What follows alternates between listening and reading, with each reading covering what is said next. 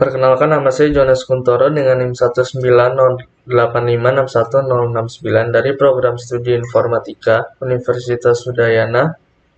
Tujuan saya membuat video ini untuk memenuhi tugas yang diberikan oleh dosen pengampu pada mata kuliah keamanan jaringan. Pada video kali ini saya akan membahas mengenai kriptografi klasik, yaitu row transposition. Row transposition cipher. Row transposition cipher merupakan sebuah algoritma yang dipakai untuk enkripsi dekripsi pada suatu teks. Jadi ciphertext pada algoritma ini diperoleh dengan mengubah posisi huruf di dalam plain text. Algoritma ini melakukan transposisi terhadap plain text atau sama saja dengan dipermutasi. Jadi pada algoritma ini kita bisa mendapatkan sebuah ciphertext dari plain text yang sudah tersedia dengan cara mentransposisi ciphertext tersebut sesuai atau seperti kita mentransposisi matriks yang seperti biasa, di mana baris menjadi kolom. Kemudian pada algoritma ini pembuatan kolom dihitung dari pembagian panjang teks dengan key. Di sini saya sudah membuatkan sebuah contoh dari pemrosesan enkripsi pada row transposition ini.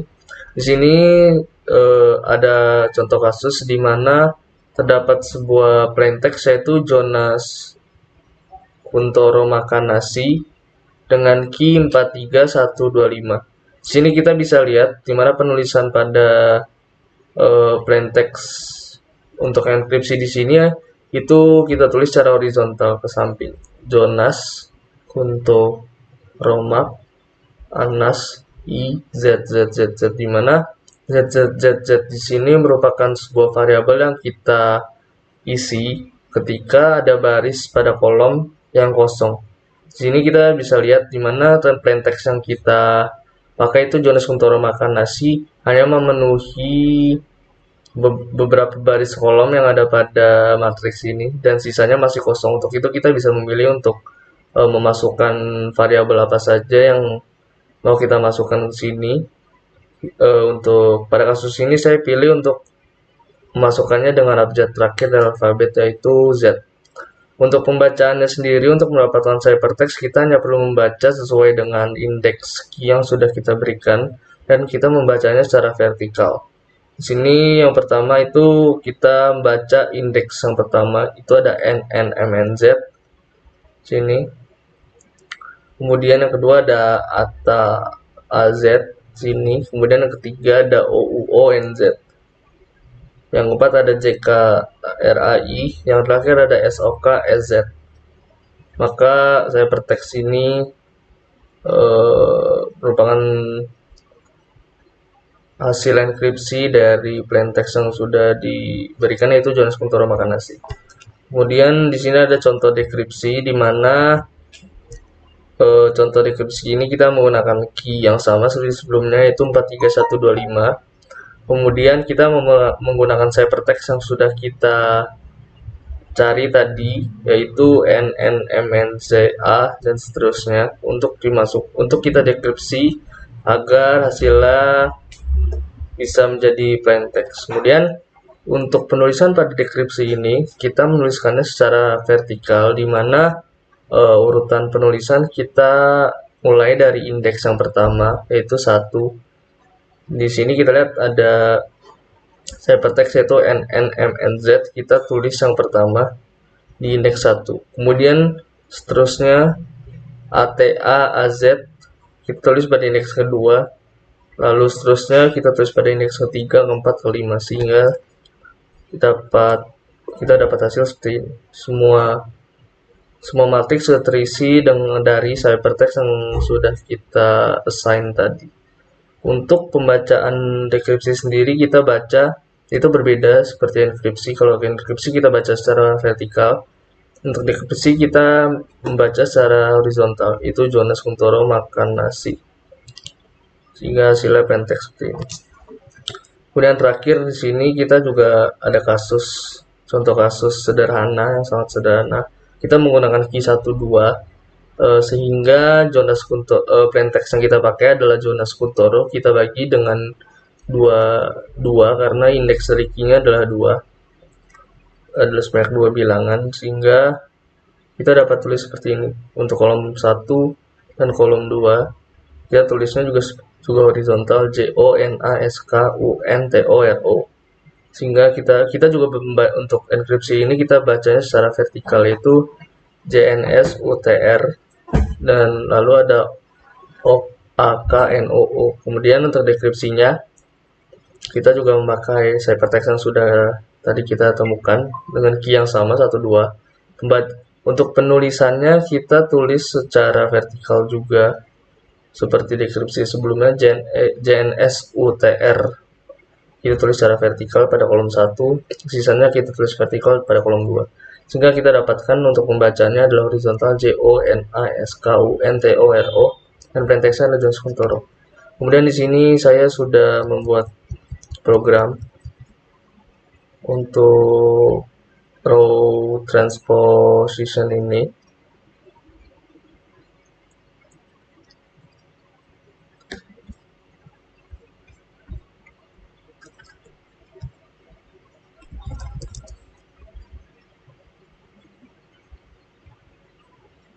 Di sini terdapat beberapa fungsi, yaitu ada fungsi enkripsi, dekripsi, dan fungsi utama. Pada awal program nantinya kita akan user akan memasukkan input untuk memilih operasi apa yang akan kita lakukan, ada enkripsi dan dekripsi. Jika pilihan salah, maka akan tercetak invalid choice. Pada fungsi pertama, kita awal-awal kita memasukkan input dari user, di mana input di sini untuk membentuk array pada plaintext dan kita memasukkan input juga untuk key.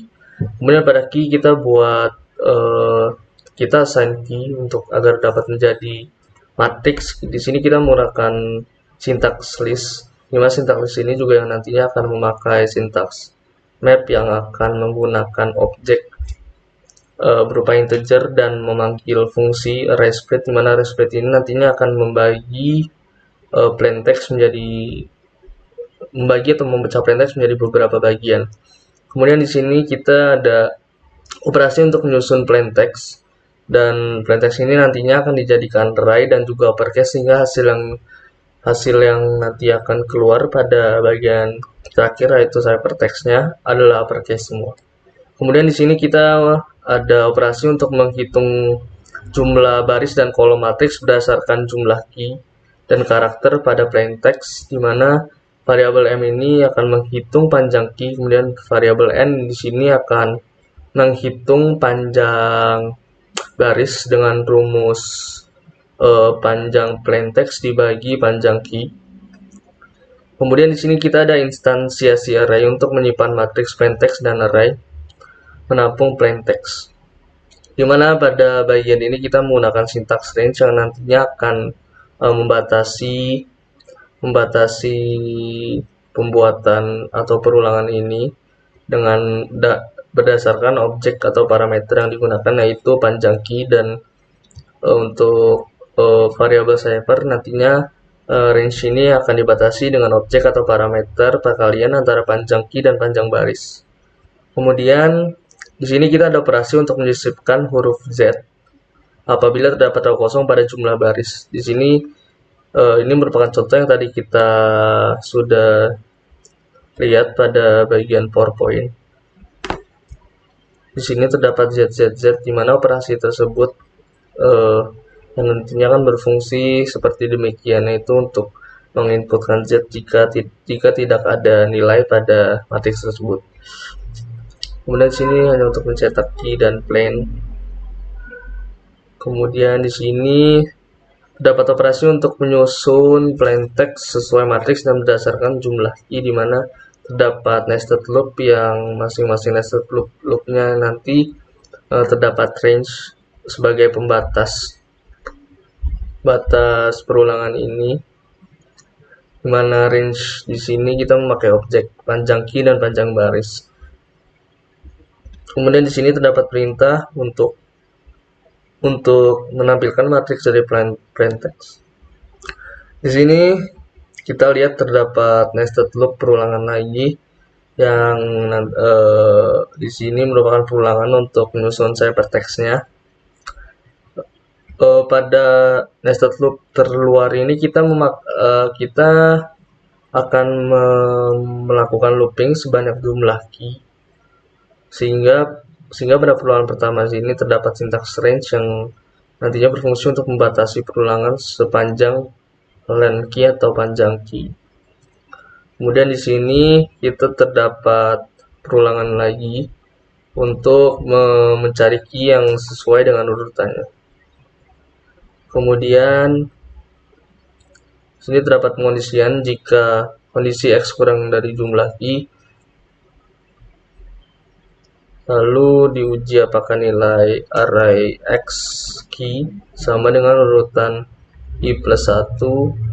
Kemudian di sini jika X sudah melebihi M maka hentikan perulangan.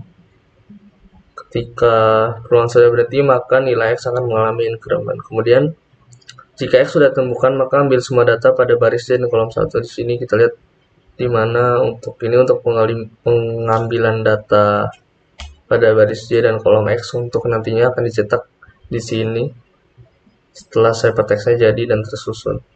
Kemudian pada fungsi dekripsi seperti biasa user menginputkan hypertext yang sudah dibentuk dan key yang ingin dijadikan sebagai kunci, dan semua inputan tersebut nantinya akan dikonversi menjadi uppercase. Kemudian di sini terdapat pendefinisian key sebagai array sehingga menggunakan syntax list yang dibatasi oleh panjang key dengan menggunakan fungsi range ini. Begitu juga dengan bagian sini nantinya akan menghitung jumlah baris dengan cara membagi panjang karakter dari cipher dibagi dengan kunci. Kemudian di sini ada pembuatan array untuk menyimpan matriks cipher dengan menggunakan syntax range yang dibatasi oleh panjang baris.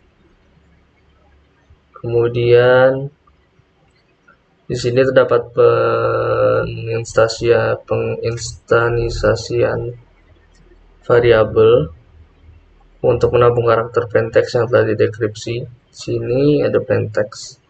Kemudian di sini terdapat ulangan untuk menyusun karakter cipher dalam matriks sebanyak key, sehingga untuk menyusun karakter ini dilakukan sebanyak panjang dari cipher, yaitu dengan menggunakan range yang dibatasi oleh panjang cipher. Kemudian di sini terdapat perulangan setiap row yang nantinya akan mencetak proses dari perubahan tempat pada cipher yang sudah di input. Kemudian di sini ada pengujian jika nilai iteration atau ITR sudah mencapai panjang pada cipher maka dilakukan break. Kemudian pada bagian ini merupakan operasi untuk mengurutkan huruf dari matriks ke dalam baris plain text, sehingga nested loop ini dibatasi oleh beberapa variabel yang sudah diassign tadi di atas, mulai dari panjang baris dan panjang key. Kemudian hasil yang setelah diurutkan akan dicetak di bagian sini. Kita coba saja. Kita akan melakukan percobaan dengan menggunakan kasus yang sederhana tadi, yaitu ini. Jonas Kuntoro yang akan dienkripsi menggunakan key 12. Kita ambil contoh pertama, Jonas Kuntoro, enter key 12. Ini kita lihat, kita baca secara vertikal JNSUTROAKNOO. Pada PowerPoint sudah benar.